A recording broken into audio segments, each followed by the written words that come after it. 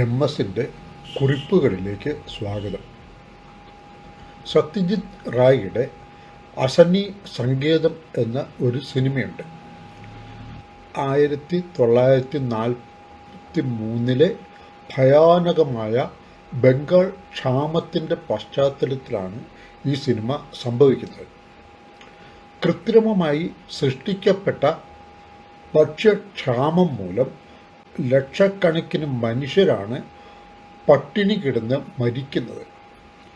അത് മനുഷ്യബന്ധത്തിൽ വരുത്തുന്ന മാറ്റങ്ങളും ഒക്കെയാണ് ഈ ചിത്രം പറയുന്നത്. അസനി സങ്കേതം എന്ന് പറഞ്ഞാൽ മലയാളത്തിൽ നമുക്ക് അകലങ്ങളിലെ ഇടിമുഴക്കം എന്ന് പറയാം. അന്ന് രണ്ടാം ലോക മഹായുദ്ധം നടക്കുകയാണ്. 1939 മുതൽ 1945 വരെയായിരുന്നു ആ യുദ്ധം. ഇന്ത്യയിലെ നെല്ലറ ആയ ബംഗാളിൽ നിന്നും അവിടെ ഉൽപ്പാദിപ്പിച്ച മുഴുവൻ നെല്ലും യുദ്ധം ചെയ്യുന്ന പട്ടാളക്കാർക്ക് വേണ്ടി കൊണ്ടുപോയി. അങ്ങനെയാണ് അകലങ്ങളിലെ ഇടിമുഴക്കം ഉണ്ടാവുന്നത്. ശ്രദ്ധിക്കുക, യുദ്ധം ഇന്ത്യയിലായിരുന്നില്ല, പക്ഷേ മനുഷ്യർ പട്ടിണി കൊണ്ട് നരകിച്ച് മരിച്ചത് ഇന്ത്യയിൽ, ബംഗാളിൽ ആയിരുന്നു താനും. കാലം മാറി. അന്നത്തെ പോലെ തന്നെ ഇപ്പോഴും ഇന്ത്യയുടെ മണ്ണിൽ യുദ്ധമില്ല. ഇറാൻ, ഇസ്രായേൽ, അമേരിക്ക തുടങ്ങിയ രാജ്യങ്ങൾ തമ്മിലാണ് യുദ്ധം. ഇപ്പോഴും അതിൻ്റെ ദുരന്തം പേറുന്നത് നമ്മളാണ്, ഇന്ത്യക്കാർ. നമ്മുടെ അടുക്കളകൾ എല്ലാം പൂട്ടി. വീടുകളിൽ മാത്രമല്ല, ഹോട്ടലുകൾ, ആശുപത്രികൾ, റെയിൽവേ സ്റ്റേഷൻ, ബസ് സ്റ്റാൻഡുകൾ, എന്നിവിടങ്ങളിലെയൊക്കെ ക്യാൻറ്റീനുകൾ ഒക്കെ പൂട്ടി. മോഡിയുടെ പരസ്യം പറയുന്നത് പോലെ അടുക്കളകൾ പുകരഹിതമായി. ലേശം കണക്ക് നോക്കാം. 33.21 കോടി ആണ് വീടുകളിലെ കണക്ഷൻ. പ്രതിദിനം 50 ലക്ഷം സിലിണ്ടറുകൾ ആണ് ഇന്ത്യയിലുടനീളം വീടുകളിൽ വിതരണം ചെയ്യുന്നത്. വാണിജ്യ കണക്ഷനുകൾ 30 ലക്ഷമാണ്. വിതരണക്കാർ ആകെ 75,601 പേർ ആണ്. ഇത് വർഷത്തിൽ 33 മുതൽ 34 ദശലക്ഷം ടൺ LPG ഗ്യാസ് ആണ്. ഇതിൻ്റെ 60% വിദേശ രാജ്യങ്ങളിൽ നിന്നുള്ള ഇറക്കുമതിയാണ്. പ്രധാനമായും ഖത്തർ, സൗദി അറേബ്യ, UAE രാജ്യങ്ങളിൽ നിന്നുമാണ് അത് ചെയ്യുന്നത്. ഇന്ത്യയിലെ പ്രധാന ക്രൂഡ് ഓയിൽ ഇറക്കുമതി റഷ്യയിൽ നിന്നും ആയിരുന്നു. 2026 അത് ശരാശരി 80 മില്യൺ ടൺ ആയിരുന്നു. പക്ഷേ അമേരിക്കയുടെ ശാസന കൊണ്ട്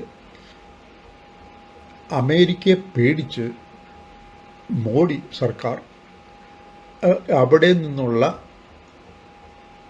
ക്രൂഡ് ഓയിൽ ഇറക്കുമതി വെട്ടിക്കുറയ്ക്കുന്നു. അതിപ്പോൾ അത് 15 ലക്ഷം ടൺ ആയി മാറി. ഇനി ഒരു കാര്യം കൂടിയുണ്ട്. 90 ദിവസത്തേക്കുള്ള എണ്ണ, LPG എന്നിവ ശേഖരിച്ച് വയ്ക്കേണ്ടത് അന്താരാഷ്ട്ര നോംസ് അനുസരിച്ച് ആവശ്യമായിരുന്നു. പക്ഷെ ഇവിടെ അത് പാലിച്ചിട്ടില്ല എന്നതാണ് ഈ പ്രതിസന്ധി ഇത്രയും രൂക്ഷമായി തുടരുന്നത്. 2024 ഫെബ്രുവരിയിൽ ആണ് ഇറാൻ ഇസ്രായേൽ സംഘർഷം ആരംഭിക്കുന്നത്. എങ്ങനെ നോക്കിയാലും 90 ദിവസം ആവുന്നില്ല. അപ്പോൾ ഇത്രയേ ഉള്ളൂ കാര്യം. ഗവൺമെൻറ്റിൻ്റെ പക്കൽ ആവശ്യത്തിന് ഗ്യാസ് ഉണ്ടായിരുന്നില്ല.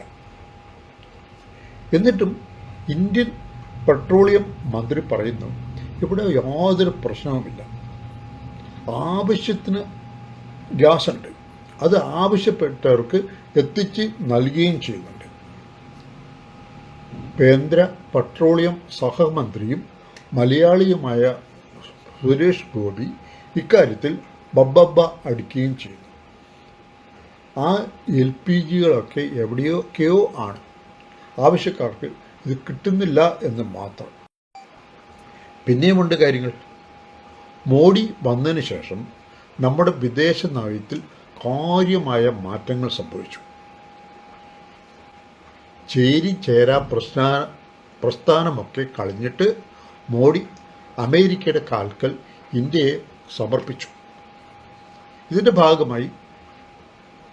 ഭാഗമായി തന്നെ മോഡി ഇസ്രായേലിൽ സന്ദർശനം നടത്തുകയും അവിടുത്തെ രാജ്യത്തലവൻ നെഹന്യാഹുവിനെ കെട്ടിപ്പിടിച്ച് മറ്റു രാജ്യത്തലവങ്ങൾ, ഇന്ത്യ ഭരിച്ച മറ്റു ആളുകളൊക്കെ ഇസ്രായേലിനെ